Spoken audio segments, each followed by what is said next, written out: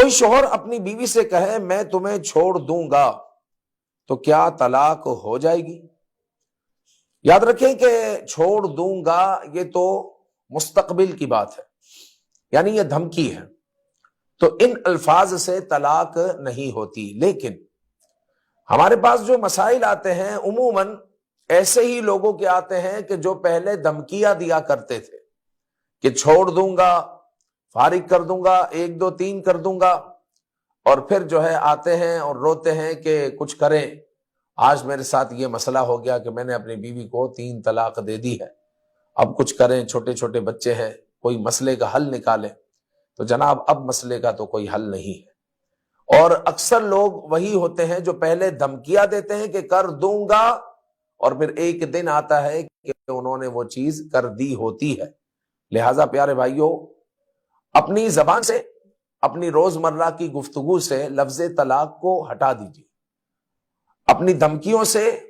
اور اپنی لڑائیوں سے لفظ طلاق کو ہٹا دیجیے، اور کتنی ہی بڑی لڑائی ہو جائے طلاق کے لفظ کو جو ہے زبان پر نہ لائیں، چونکہ جو ہے جب ایک مرتبہ آپ کہتے ہیں قبول ہے، جب کہتے ہیں قبول ہے، جب ایجاب لڑکی کی جانب سے ہو چکا ہوتا ہے، آپ کہتے ہیں قبول ہے، تو جو حرام تھا،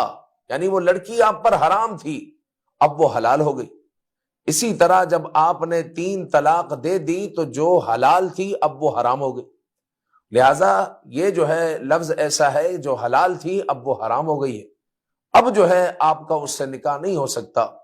جب تک جو ہے قرآن مجید کے مطابق عمل نہ کر لیا جائے کہ فَإِن طَلَّقَهَا فَلَا تَحِلُّ لَهُ مِن بَعْدُ حَتَّى تَنكِحَ زَوْجًا غَيْرَهُ۔ اس آیت مبارکہ پر عمل نہ کر لیا جائے کہ وہ زوج غیر کے پاس جائے، پھر اس کے پاس زندگی گزارے اور وہ اپنی مرضی سے طلاق دے دے، پھر عدت ہو جائے، پھر یہ اپنی مرضی سے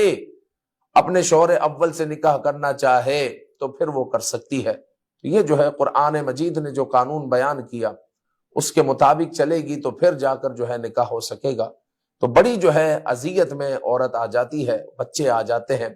لہٰذا کبھی بھی روزمرہ کی گفتگو میں، لڑائی جھگڑوں میں طلاق کے لفظ کو استعمال ہی نہ کریں۔ بعض بہنیں بھی یہ کہتی ہیں کہ آپ مجھے فارغ کر دیں، طلاق دے دیں۔ یاد رکھیں کہ آقا کریم صلی اللہ علیہ وآلہ وسلم نے فرمایا کہ جو عورت بلا وجہ شرعی طلاق کا مطالبہ کرے وہ جنت کی خوشبو نہیں پائے گی، جنت کی خوشبو بھی نہیں پائے گی، اندازہ لگائیں۔ تو یہ ڈرامے دیکھ کر اور جو ہے لوگوں کے کلچر کو دیکھ کر بعض بہنیں جو ہے طلاق کا مطالبہ کرنے میں بھی جو ہے شرماتی نہیں ہے، اور کہہ دیتی ہے بھائی ہمارے خرچے آپ مکمل نہیں کر سکتے تو ہمیں 1 2 3 کر دو، یا پھر جو ہے آپ جو ہے آپ کو اگر میں اچھی نہیں لگتی یا ہمارے معاملات اسی طرح رہیں گے تو پھر آپ مجھے 1 2 3 کر دیں اور ہمارے معاملات کو ختم کریں۔ اس طریقے سے جو ہے کمپلینیں آتی ہے۔ تو بہنوں سے بھی گزارش ہے کہ اپنے شوہروں کو براگیختہ نہ کرے، ابھارے نہیں اس مسئلے میں، اور بھائیوں سے بھی گزارش ہے کہ وہ جو ہے اپنی روزمرہ کی گفتگو سے لفظ طلاق کو خارج کر دے، ہٹا دے۔ کتنا ہی بڑا جھگڑا ہو جائے، لڑائی ہو جائے، تو چاہیے کہ طلاق کے لفظ کو استعمال نہ کرے، اور اگر پانی سر سے اوپر بھی چلا جائے پھر بھی طلاق نہ دے جب تک کسی مفتی سے مشورہ نہ کرے۔ جب آپ کسی مفتی سے مشورہ کریں گے تو وہ مفتی صاحب آپ کے مسئلے کا حل نکالیں، اور اگر وہ دیکھیں گے کہ معاملہ بننے والا نہیں ہے تو وہ آپ کو طریقہ بتائیں گے کہ طلاق دینی کیسے۔ طلاق کا بھی اپنا طریقہ ہے، طلاق دینی کیسے۔ طلاق حسن ہے، طلاق احسن ہے، اور طلاق بدعی ہے۔ جو طلاق بدعی ہے وہ